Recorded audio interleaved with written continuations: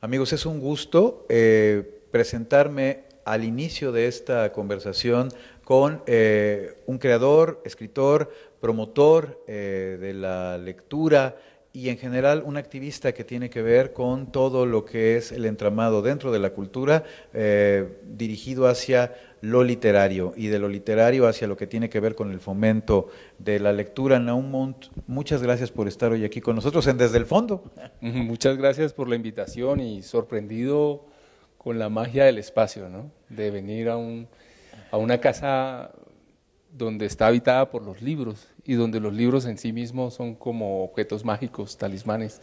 Entonces estoy acá fascinado, encantado. Es muy linda la imagen que aportas porque efectivamente, ¿no? El edificio del Fondo de Cultura Económica es eso, como un gran receptorio, ¿no? De una enorme cantidad de libros que conforman la memoria histórica de esta editorial gigantesca. Y que retrata un proyecto de nación, ¿no? Que es lo que uno siente y se emociona. Justamente. Se emociona mucho. Como parte de lo que tiene que ver precisamente, y ahora que has tocado el término, con un proyecto de nación propiamente, me gustaría mucho que nos platiques acerca de las experiencias que desde tu natal Colombia has podido instrumentar, operar con mucha eficacia, pero me supongo no con pocos problemas, para el fomento de la lectura. Y la escritura. Muy bien. Sí, hemos trabajado… La escritura creativa, justamente. La escritura creativa. Justamente. Fíjate que en Colombia, al estar marcado por la violencia en la década del 80 y del 90, se dio un giro importante hacia la cultura. O sea, se le hizo una apuesta importante y empezamos a desarrollar una conciencia en la gente de que lo que nos podía salvar de esa aura mortal que nos estaba asediando en esas décadas era acercarnos a la lectura y a la escritura. Y se dieron procesos maravillosos en distintas regiones del país donde se hicieron importantes inversiones en centros culturales, donde las bibliotecas se asumían como espacios abiertos al juego, a la lúdica, donde los jóvenes podían llegar y expresar lo que sentían allá adentro, y ese tipo de espacios permitió generar unos movimientos al interior de la literatura en Colombia, donde empezamos a trabajar. Por ejemplo, yo me vinculé desde el comienzo y siempre he estado de corazón con una red nacional de talleres de escritura creativa, donde asumíamos los talleres como un camino para que la gente empezara leyendo una tradición y después escribiéndose y escribiendo desde una tradición. Entonces, en Colombia ese camino ya lo hemos recorrido y nos hemos atrevido a meternos a espacios que antes uno no concebía. Curiosamente, mira, hay un gran gestor cultural en Cali que se llama José Zuleta, hijo del más grande filósofo que hemos tenido en Colombia, que es Stanislao Zuleta. Él creó unos talleres con el nada original nombre de Libertad Bajo Palabra, pero que se trabaja… Muy bonito, Libertad Bajo Palabra. Es cierto que ya un poco manido, pero sí, suena lindo. Yo peleé mucho con él y él insistió y es muy terco. Y son talleres que se dictan en centros de reclusión, donde quienes escriben están en situación de reclusión. Y entonces, dirigido a mujeres, a jóvenes que estaban allí, y empezaron a surgir una cantidad de historias desde allí. Hay otro programa muy lindo que se llama Palabras Mayores, que trabaja con pensionados, con personas, con adultos mayores que se reúnen en torno a clubes de lectura, hacen tertulias sobre textos que leen y escriben.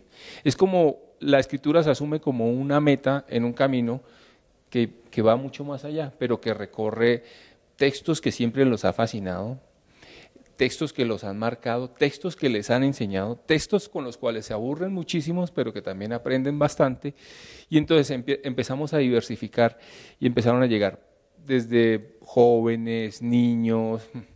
Hemos trabajado con cantidad de gremios y en esto acá nosotros aprendimos de la experiencia de la Brigada para Leer en Libertad cuando trabajaba, por ejemplo, con bomberos, con el gremio de la policía, con los unos, con los otros. Allá también hemos hecho ese tipo de procesos que nos han enseñado y nos han enriquecido este camino. Un poco, digamos que la vocación siempre se sirve de lo social, ¿no? De la comunicación muy directa con la sociedad, llevando, no sé cuál sea tu perspectiva, como un bien cultural en forma de algo que va más allá incluso del objeto libro, lo que tiene Sí. que ver precisamente con vincular a alguien a la manifestación artística, ¿no? De hecho, Eduardo, como lo planteas, allá lo hemos desmitificado bastante. Allá partíamos, por ejemplo, todos somos escritores, y arrancamos quitándole el aura que a veces, santificante, sí, académica, sí, sí, ¿no? Enaltecedora, sí, formativa. sapiencia y Bien, bien, bien. demás. Y es más, empezamos desmitificando a los mismos escritores. La gente se sorprendía cuando veía a un escritor vivo. ¡Ay, está vivo! Ay, yo pensé que claro, que los libros Yo- solo los escribían viejitos, los Sí, escritores muertos. viejos, Y ¿no? de verdad, eso Que ya se suena habían escrito chiste. todos los libros, Eso claro. suena chiste y no, y es una realidad con los niños. Los niños cuando te leen, te hacen la pregunta de rigor que no es capaz de hacerte ningún periodista. ¿Y a usted no le da miedo con lo que escribe? ¿No le da miedo que lo maten por decir esas cosas? Y uno tener que responderle a los chicos con la manera más transparente posible.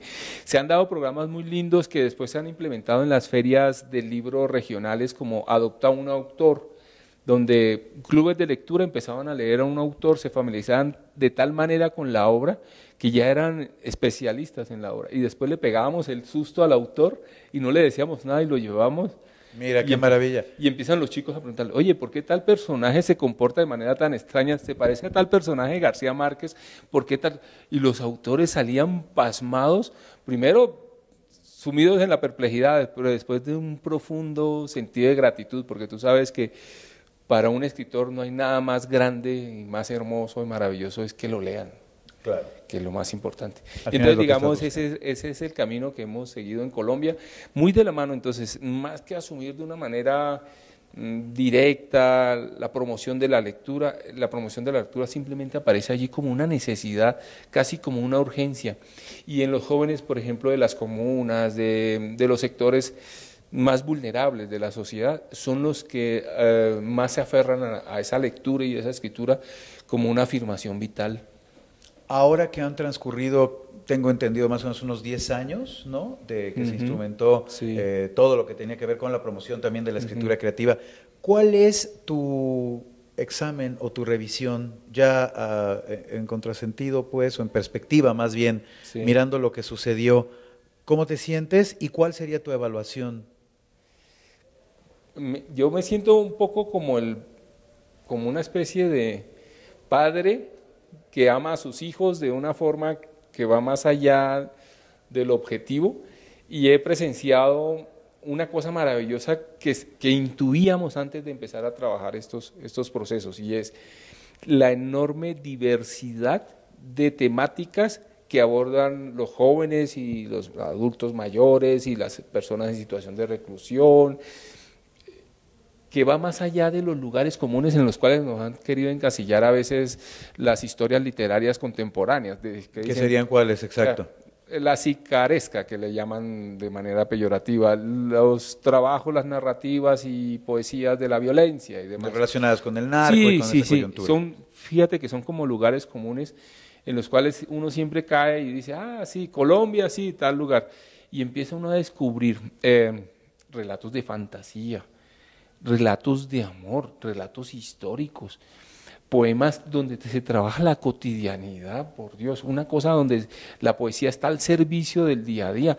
Uno dice, no, y va mucho más allá y desborda cualquier intento de reducirla a unos temas que se han convertido en tópicos en el país. Eso fue lo primero. Lo segundo, descubrir que en esa enorme cantidad de gente, jóvenes, personas de distintos perfiles, ya hay muchos que han seguido ese camino de la literatura, que es muy difícil. Uno les arranca diciendo, casi que parodiando a Rilke, el que pueda vivir sin escribir, que se dedique a otra cosa, porque miren, yo no sé qué ocurre en México, pero si hay un gremio, el más sufrido que hay en Colombia es el gremio de los docentes, de los pedagogos, y sobre todo de los pedagogos del área de lengua castellana. Bien. ¿Por qué? Porque si los chicos escriben con problemas de ortografía, adivinen de quién es el problema. El problema es el profesor de español que no les enseña ortografía. Que si los chicos no leen, adivinen de quién es el problema. El problema es el de los docentes de lengua castellana. Se han vuelto en el chivo perfecto para justificar todas las fallas del sistema educativo a los docentes. Además, ocurre una cosa que creo que compartimos en Latinoamérica. Quien se dedica a la pedagogía no tiene los recursos a veces para irse a comprar, o va a comprar media arroba de arroz o se compra ese libro que está en el mercado que circula a unos precios muy costosos. Mira, que de alguna manera es cierto, se trata de vasos comunicantes en nuestra realidad latinoamericana, ¿no? Un poco el contexto en el que ustedes han desarrollado, lo que tiene que ver con lo que me refieres, también ha sucedido o está sucediendo en el país. A nosotros nos da mucho gusto recibirte aquí en el Fondo Nahum. Gracias, Bienvenido, Eduardo. Es tu casa, este edificio hermoso. Para cerrar nuestra conversación, me gustaría mucho que nos refirieras en qué proyecto andas, qué estás haciendo en este momento y cuáles son las actividades que tienes planeadas, pues ahora sí que para los próximos meses. Yo soy un hombre de libros, yo siempre he estado entre libros. Acabo de salir de un proyecto muy lindo en Colombia donde montamos una editorial independiente y trabajamos una historia de los últimos 50 años de Colombia desde el punto de vista de las carreteras. Como cuando se abrían caminos, se abrían historias. Fue un proyecto ¿Por qué se bellísimo. abría esa carretera y qué tenía que...? Claro, mira, qué interesante. Y la cuestión geográfica también, porque Colombia, topográficamente hablando, es muy complicada. Tiene como 3 cordilleras así apretadas y eso es un desafío para todos los ingenieros y arquitectos.